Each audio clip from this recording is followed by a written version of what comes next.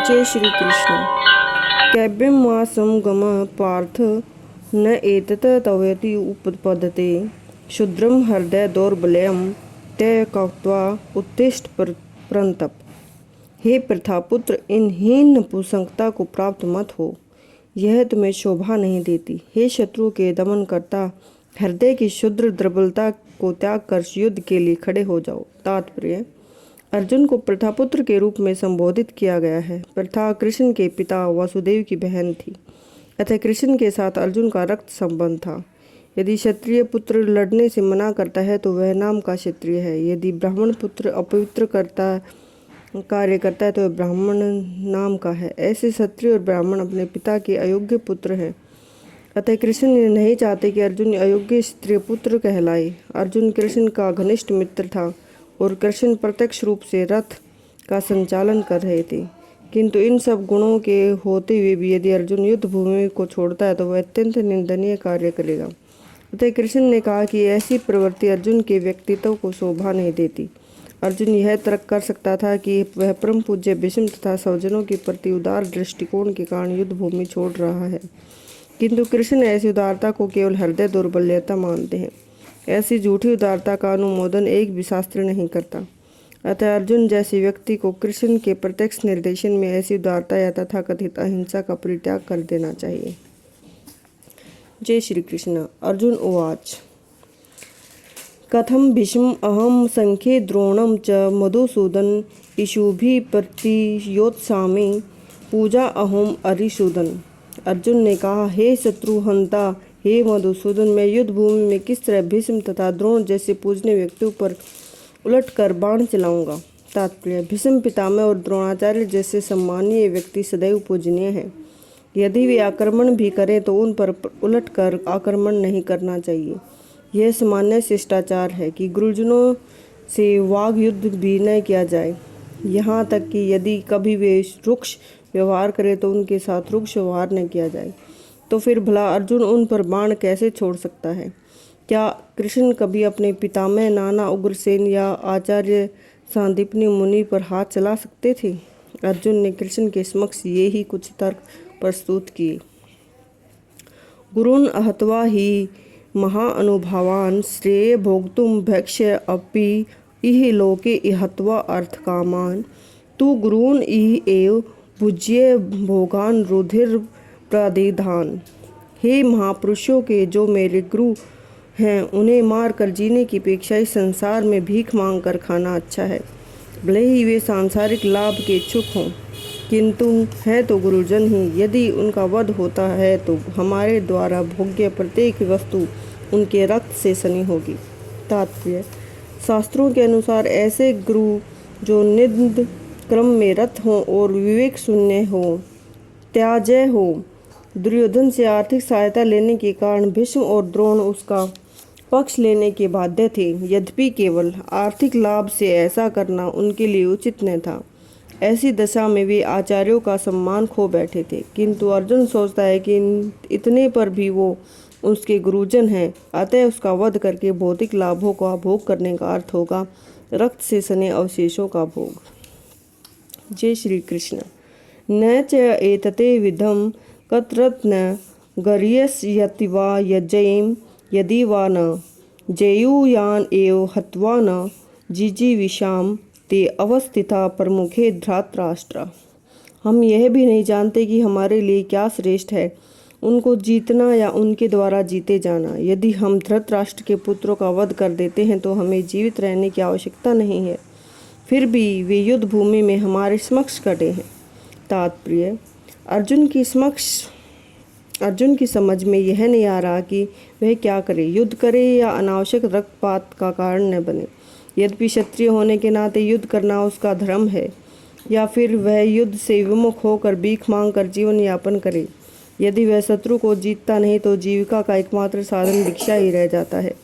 फिर भी जीत तो निश्चित नहीं है, क्योंकि कोई भी पक्ष विजयी हो सकता है। यदि उसकी विजय भी हो जाए क्योंकि उसका पक्ष न्याय पर है, तो भी यदि धृतराष्ट्र के पुत्र मरते हैं तो उनके बिना रह पाना अत्यंत कठिन हो जाएगा। उस दशा में यह उसके दूसरे प्रकार की हार होगी। अर्जुन द्वारा व्यक्त इस प्रकार के ये विचार सिद्ध करते हैं कि वह न केवल भगवान का महान भक्त था, अपितु वह अत्यधिक प्रबुद्ध और अपने मन और इंद्रियों पर पूर्ण नियंत्रण रखने वाला था। राज परिवार में जन्म लेकर भी भिक्षा द्वारा जीवित रहने की इच्छा उसकी विरक्ति को दूसरा लक्षण है। ये सारे गुण अपने आध्यात्मिक गुरु श्री कृष्ण के उपदेशों में उसकी श्रद्धा, ये सब मिलकर सूचित करते हैं कि वह सचमुच पुण्यात्मा था। इस तरह यह निष्कर्ष निकला कि अर्जुन मुक्ति के सर्वथा योग्य था। जब तक इंद्रियां संयमित न हो, ज्ञान के पद तक उठ पाना कठिन है और बिना ज्ञान तथा भक्ति के मुक्ति नहीं होती। अर्जुन अपने भौतिक गुणों के अतिरिक्त इस समस्त दैवी गुण में भी दक्ष था। जय श्री कृष्ण। कार्पण्य दोष उपहत स्वभाव पृच्छामि तवाम ध्रुम समुढ़ चेता यत् श्रेय यस्यात् निश्चितं ब्रूहि तत् मे विशिष्यते अहम सधि माम त्वाम प्रसन्नम।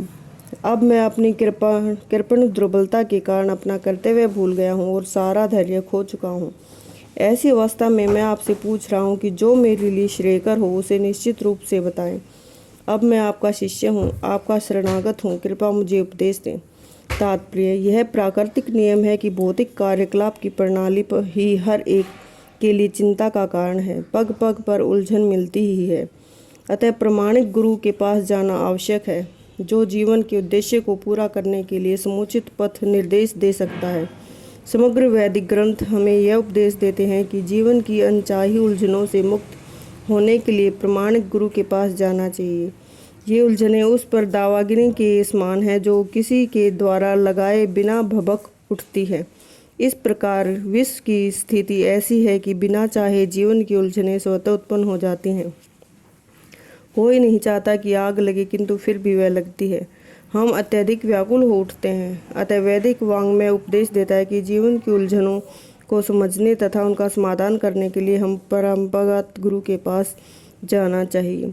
जिस व्यक्ति का प्रामाणिक गुरु होता है वह सब कुछ जानता है। अतः मनुष्य का भौतिक उलझनों में न रहकर गुरु के पास जाना चाहिए। यह श्लोक का तात्पर्य है। आखिर भौतिक उलझनों में कौन सा व्यक्ति पड़ता है? वह जो जीवन की समस्याओं को नहीं समझता। बृहदारण्यक उपनिषद में व्याकुल व्यग्र मनुष्य का वर्णन इस प्रकार है कि या वो एत दक्षर गार्य विदित समालौकिक प्रेत स कृपण। कृपण वह है जो मानव जीवन की समस्याओं को हल नहीं करता और आत्म साक्षात्कार के विज्ञान को समझे बिना कुकर सुकर की भांति संसार को त्याग कर चला जाता है। जीव के लिए मनुष्य जीवन अत्यंत मूल्यवान निधि है, जिसका उपयोग वह अपने जीवन की समस्याओं को हल करने में निकाल सकता है। अतः जो अवसर का लाभ नहीं उठाता वह कृपण है। ब्राह्मण इसके विपरीत होता है, जो इस शरीर का उपयोग जीवन में समस्त समस्याओं को हल करने में करता है। यह एत दक्षरम गर्गी विदित स्वामलोक लोकाप्रीत स ब्राह्मण देहात्म बुद्धि वश कृपण। कंजूस लोग अपना सारा समय परिवार, समाज, देश की आदि के अत्यधिक प्रेम में गवा देते हैं। मनुष्य प्राय चर्म रोग के आधार पर अपने पारिवारिक जीवन अर्थात पत्नी, बच्चों और परिजनों में आसक्त रहता है। कृपण यह सोचता है कि वह अपने परिवार को मृत्यु से बचा सकता है, अथवा यह सोचता है कि उसका परिवार या समाज उसे मृत्यु से बचा सकता है। ऐसा पारिवारिक आसक्ति निम्न पशुओं में भी पाई जाती है, क्योंकि वे बच्चों की देखभाल करते हैं। बुद्धिमान होने के कारण अर्जुन समझ गया था कि पारिवारिक सदस्यों के प्रति उसका अनुराग तथा मृत्यु से उनकी रक्षा करने की उसकी इच्छा शक्ति ही उसकी उलझनों का कारण है। यद्यपि वह समझ रहा था कि युद्ध करने का कर्तव्य उसकी प्रतीक्षा कर रहा था, किंतु कृपण दुर्बलता के कारण वह अपना कर्तव्य निभा नहीं रहा। अतः वह परम गुरु भगवान कृष्ण से कोई निश्चित हल निकालने का अनुरोध कर रहा है। वह कृष्ण को शिष्यत्व ग्रहण करता है और मित्रतापूर्ण बातें बंद करना चाहता है। गुरु और शिष्य की बातें गंभीर होती हैं। अब अर्जुन अपने मान्य गुरु के समक्ष गंभीरतापूर्वक बातें करना चाहता है। इसलिए कृष्ण भगवत गीता ज्ञान के आदि गुरु हैं और अर्जुन गीता समझने वाला प्रथम शिष्य है। अर्जुन भगवत गीता को किस तरह समझता है यह गीता में वर्णित है।